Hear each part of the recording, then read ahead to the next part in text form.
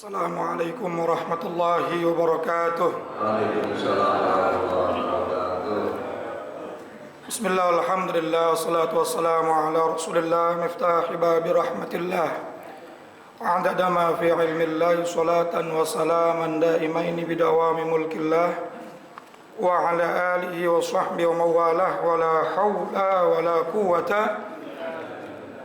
Amma ba'du, yang saya hormati dan sama-sama kita muliakan guru-guru kita, Kiai Haji Muhammad Misjan, Kiai Haji Ahmad Habibi Abdul Rashid Ramli, Kiai Haji Farah Furqan Muqarrabin Yusuf, matta'anallahu fi tuli hayatihim. Pengurus Majelis Ta'lim Ukhuwah Islamiyah Bapak Haji Basroin, Ustadz Haji Muhammad Tahir, pengurus Masjid Baitus Salam Bapak Haji Ahmad Royani beserta seluruh jajaran pengurusnya, dan seluruh para jamaah sekalian, bapak-bapak dan ibu-ibu, saudara-saudaraku yang semoga semuanya dimuliakan Allah Subhanahu wa ta'ala. Tanpa berpanjang kalam, mari sama kita lanjutkan kembali pembahasan kitab kita. Namun sebelumnya kita baca suratul Fatihah. Mudah-mudahan Allah memberikan kita ilmu manfaat. Apa yang kita kerjakan dari awal sampai akhir semuanya insyaallah akan membuat kita mendapatkan keberkahan dan ampunan dari Allah Subhanahu wa ta'ala. Ala hadhihi niyyah wa ala kulli niyatin salihah wa ala man nawa salafus salih wa ila hadratin nabiyil mustafa sayyidina wa habibina wa syafi'ina wa maulana Muhammadin Sallallahu alaihi wasallam. wa ala alihi wa azwajihi wa zurriyyatihi wa ali baitil kiram, wa khususan ila ruhi muallifil kitab Sayyid al-Imam Syekh Zainuddin bin Ali al-Malibari al-Fannani, wa Sayyid Syekh Nawawi bin Umar al-Jawi al-Bantani, wa usuli ma furu'i ma dhul huquqi alayhim ajma'in, anna Allah yu'li darajatihim fil jannah wa yu'idu alayna min barakatihim wa asrarihim wa anwarihim wa ulumihim wa nafahatihim fid din wad dunya wal akhirah, wa ila arwahi walidina wa abaina wa jami'al muslimina wal muslimat wal mu'minina wal mu'minat al-ahya'i minhum wal amwat wa ila hadratin nabi. Al-Fatihah. A'udzu billahi minasyaitonir rajim. Bismillahirrahmanirrahim. Alhamdulillahi rabbil alamin arrahmanir rahim maliki yaumiddin. Iyyaka na'budu wa iyyaka nasta'in ihdinas siratal mustaqim siratal ladzina an'amta 'alaihim ghairil maghdubi 'alaihim waladdallin. Bismillahirrahmanirrahim. Qala al-musannif rahimahullahu ta'ala wa nafa'na bi'ulumihi wa amadna bi asrari fid dharain. Amin. Sampai halaman 99 ya. Betul, Pak? Wa la takdzib. Lalu nasihat Rasulullah sallallahu alaihi wasallam dari 40 nasihat, 40 perintahnya Rasul yang jika kita jaga maka kita akan hidup mulia, mati kita mendapatkan kemuliaan dan dikumpulkan bersama para ulama wassalihin. Yang ke-32 adalah wala takdzib. Dalam setiap saat kita hidup, usahakan tidak pernah berdusta. Betul apa enggak kira-kira? La takdzib, jangan dusta. Bohong itu merupakan salah satu dosa paling besar. Bahkan menjadi hijab, penghalang antara kita dengan Allah, penghambat rizki. Doa sulit dikabul, itu karena kebanyakan bohong. Kabura maqtan 'indallah an taqulu ma la taf'alun. Allah berfirman tuh, paling besar-besarnya dosa di sisi Allah adalah bicara sesuatu yang dia tidak kerjakan. Dia nggak ngerjain apa-apa, tiba-tiba dia mengakui apapun yang dia nggak kerjakan. Dia nggak tahu apa-apa, dia ngomong seolah-olah dia paling tahu. Ini sekarang keadaan ricuh kayak gini, kebanyakan orang sok tahu. Betul apa kagak? Sebar-sebar di WA, sebar di IG, sebar di Facebook. Akhirnya berita hoak berseliweran, ujung-ujungnya rusuh, ricuh. Rumah tangga berantem gara-gara berita hoak. Lingkungan RT ribut gara-gara berita hoak. RW termasuk sekarang, masya Allah, hati-hati ya dalam mendapatkan berita. In ja'akum fasikun binaba'in fatabayyanu. Kalau datang berita dari orang-orang fasik, maka cari kebenarannya. Tabayyun. Jangan telan mentah. Betul apa kagak? Ya. Kalau bisa dihimbau deh anaknya Pak, di keluarganya, udah kagak usah ikut-ikutan lah ngapa-ngapain gitu, begitu-begituan. Betul apa enggak? Capek-capekin deh. Andai ada hal-hal yang tidak kita suka dari kezaliman, kita doain ya biar kita dapat, biar mereka dapat hidayah. Betul. Jangan nahi mungkar tapi dengan kemungkaran. Niatnya untuk menghancurkan kemungkaran, tapi caranya juga mungkar. Ya salah juga begitu, betul. Masya Allah. Wala takdzib. Jangan banyak dusta. Jangan banyak ngomong yang tidak benar. Kalau dia ngomong tuh selalu lewat ambulan, ngibul mulu ngomongnya. Hati keras, doa nggak dikabul, tambah jauh dari Allah Subhanahu wa taala. Itu dampak buruk dari dusta. Kita anggap kayaknya dusta itu hal-hal biasa saja, padahal itu merupakan dosa kabura maktan. Ya, gede-gedenya dosa tuh. Ya, masya Allah. Wala tukhalitis sultan.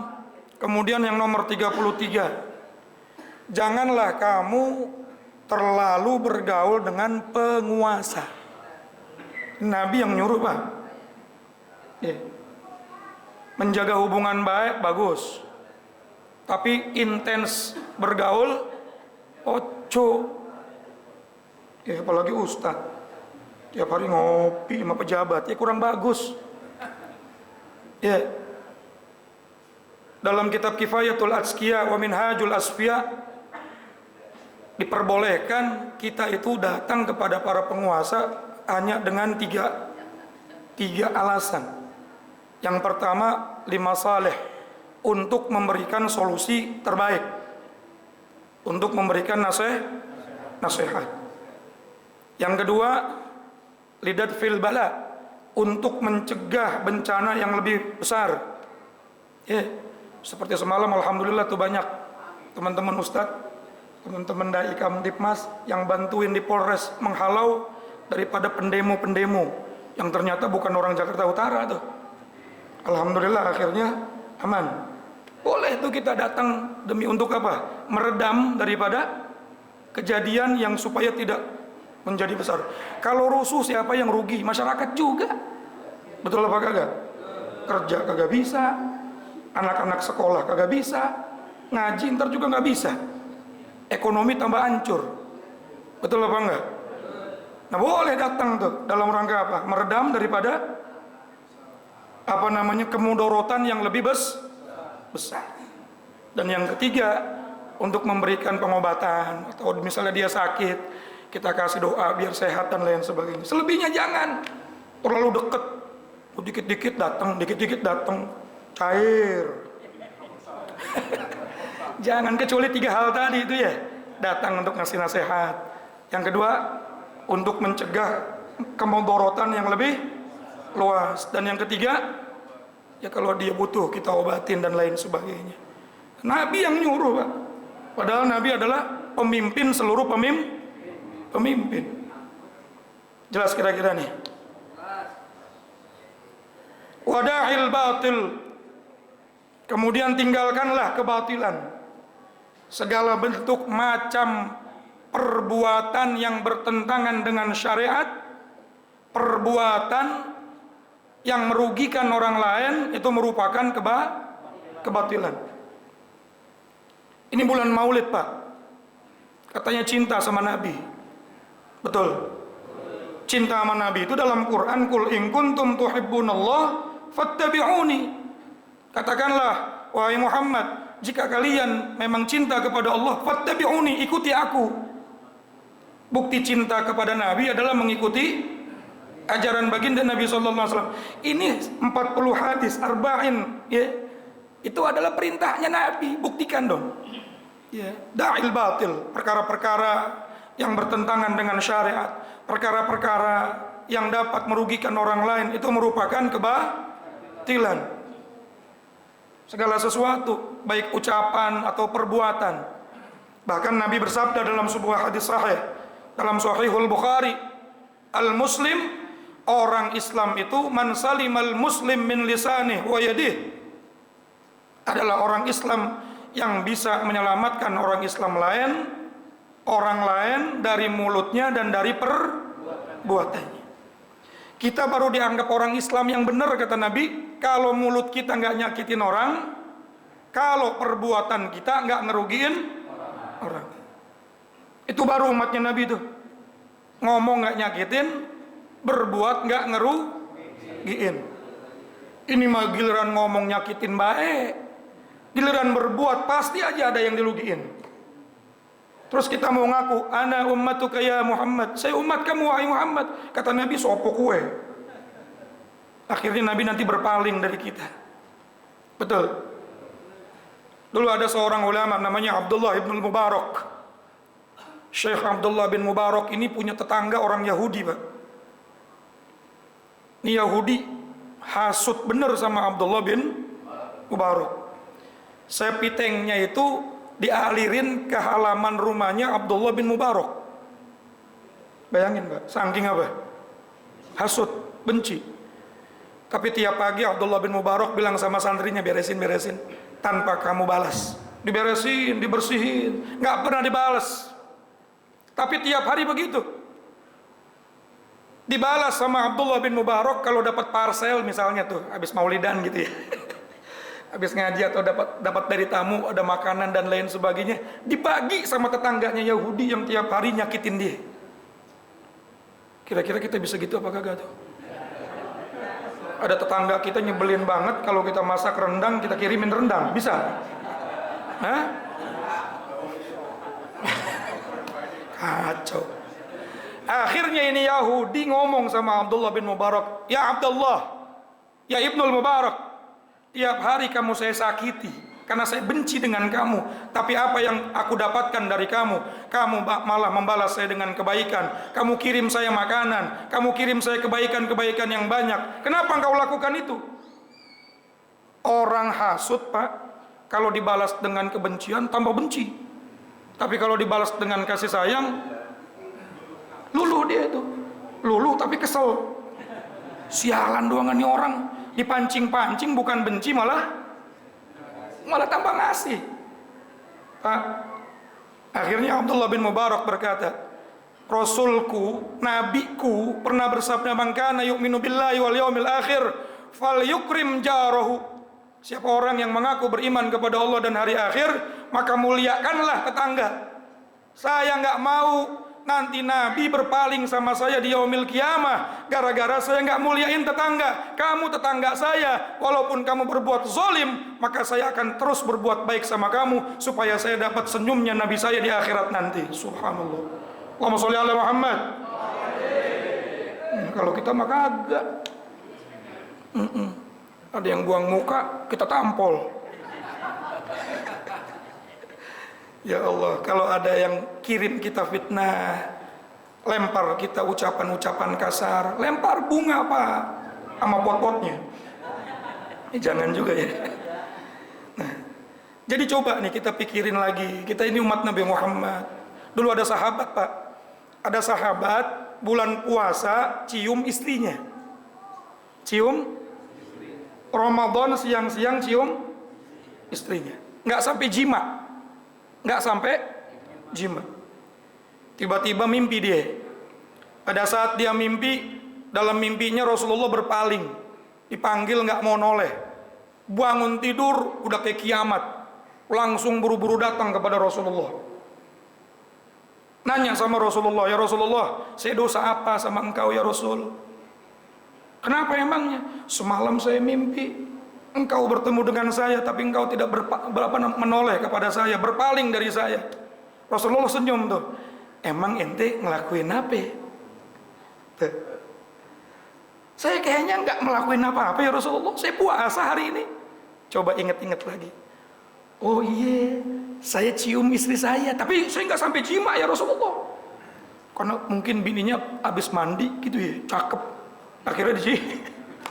Ya Allah, padahal nggak sampai berbuat sesuatu yang membatalkan puasa. Cuma gara-gara muqaddimatul jima, ya, melakukan sesuatu perbuatan awal-awal daripada jima ya. Tapi Rasulullah berpaling. Apalagi sampai berbuat yang Nabi nggak ridho. Bagaimana tuh? Walaupun Nabi pernah bersabda, syafaati li ahlil kabair min ummati. Syafaatku itu untuk umatku yang melakukan dosa besar. Tapi jangan dijadiin dalil pegangan, biarin dah. Kita dosa gede juga nggak apa-apa, ntar bakal disyafaatin sama Nabi. Jangan. Konteks hadis ini ada orang punya dosa besar lalu maka Nabi SAW akan cari dia untuk diberikan syafaat. Bukan orang yang sengaja-ngaja terus melakukan Jelas kira-kira? Jangan salah nafsirin hadisnya. Gua mah nggak apa-apa zina, minum-minuman keras. Umat Nabi udah ngomong tuh, syafaatku akan aku berikan walaupun umatku melakukan dosa. Bukan gitu Ferguson konteksnya. Antum masa lalunya ancur-ancuran, apapun maksiat pernah dikerjakan, lalu masih cinta sama Nabi, masih berusaha jadi orang baik, itu yang dimaksudkan oleh Nabi akan mendapatkan syafaat. Bukan orang yang menormalisasi kemaksiatan, yang mengatakan perbuatan dosa itu boleh-boleh saja. Susah dapat syafaat Rasul. Ya, sahabat aja yang cuma cium langsung berpaling Nabi. Betul. Apalagi yang menganggap maksiat itu hal yang biasa. Yang terakhir nih Pak, guru kita masih ada ya. Yang terakhir nih, wala ta'khudh bih, dan jangan kamu mengambil sesuatu dengan cara yang batil. Ya Allah, ngambil milik orang itu batil apa benar? Apapun alasannya, hukumnya haram apa halal tuh? Ya Rabbi ya Karim. Ada yang bilang rampasan perang pala lu peang. Emang lu lagi perang apa? Datang ke rumah orang, masuk rumah orang semua diambilin, batil apa benar kira-kira tuh? Ya memang dia berbuat zalim, tapi nggak begitu juga caranya kita menghukum dia, betul? Batil Pak, mencuri itu haram, masuk rumah, sesuatu yang haram masuk rumah kita Pak, terhijab rumah kita. Sesuatu yang kita makan, ya, kalau makanan itu makanan haram, apakah zatnya yang haram ataupun caranya yang haram, maka la tuqbalu sholatuh, sholatnya kagak diterima. Wala tanfa'u shadaqatuh, sedekahnya nggak manfaat. Wala yustajabu du'a'uh, doanya nggak mustajab. Kalau makanan haram masuk ke dalam tubuh kita, atau ada sesuatu yang haram di rumah kita. Jelas gak kira-kira? Pak, hikmahnya apa? Masjid harus wakaf, hikmahnya apa? Saya mau tanya Pak. Biar yang sholat nggak pakai izin, karena wakaf udah milik umat Kenapa? Supaya tempatnya karena tempatnya halal, sholatnya pasti hikmahnya itu. Berarti mafhum mukhalafahnya, kalau kita beribadah lalu ada sesuatu yang haram dalam tubuh kita, apakah pakaian kita, makanan kita, atau tempat sholat kita, potensi ditolaknya luar biasa. Kira-kira jelas apa enggak nih? Jelas apa enggak? Dulu kita pernah ngaji sama guru kita ada kitab Minahus Saniyah ala Wasiyatil Matbuliyah, Wasiyatul Mustafa li Ali karramallahu wajhah. Bab pertamanya adalah tentang halal dan haram, betul nggak? Makanan haram dan lain sebagainya. Karena ini sangat berdampak terhadap kehidupan kita, sangat berdampak kepada ibadah kita. Kita udah ngaji gini, udah kalau bukan hak kita nggak usah diambil. Tat, saya kagak ngikut ngambil Tat, cuma ngelihat doang, seneng saya, termasuk juga. Ya, ridha bil ma'siyah fahuwa minhum. Ridho dengan kemaksiatan sama aja, betul nggak? Apalagi membantu, mana'ana bil ma'asi fahuwa minhum. Siapa orang yang membantu, tolong menolong dalam kemaksiatan, maka dia termasuk orang yang bermaksiat. Bahkan dalam Al-Quran, wa ta'awanu 'alal birri wat taqwa, yang diperintahkan sama Allah itu tolong menolong dalam kebaikan, dalam ketakwaan, bukan tolong menolong wala ta'awanu 'alal itsmi wal 'udwan. Jangan kamu tolong menolong dalam dosa dan permusuhan. Jelas, kira-kira jelas? Betul apa kagak nih? Kira-kira ada yang dapat dolar nggak kemarin? Jangan-jangan ada yang dapat dolar. Jangan Pak, Masya Allah. La ta'khudh bil batil. Jangan mengambil sesuatu dengan cara yang batil. Sayang ibadah kita, sayang sholat kita, sayang iman kita. Kita udah ngaji Pak. Ngaji gampang ya. Ngamalin yang kita udah pelajari yang susah. Maka mudah-mudahan apa yang kita pelajari, ilmu-ilmu yang kita dapatkan bisa kita amalkan, sehingga kita menjadi orang-orang baik, istiqomah jadi orang baik. Tujuan kita agar kita mati dalam keadaan baik, husnul khotimah. Kita juga bacain doa nih, mudah-mudahan negara kita aman, negara kita kondusif. Ya Allah berikan hidayah, petunjuk. Allah berikan hidayah sama orang-orang yang ingin mengusik daripada keamanan negara kita. Aktor-aktor yang pengen bikin negara kita hancur ini, mudah-mudahan Allah kasih hidayah deh. Kalau dia masih begitu mulu, mudah-mudahan Allah azab deh. Biar kita aman negara kita. Baldatun thayyibatun. As'alukal ijabah bisiril Fatihah. A'udzu billahi minasyaitonir rajim. Bismillahirrahmanirrahim. Alhamdulillahirrahmanirrahim. Iyyaka na'budu wa iyyaka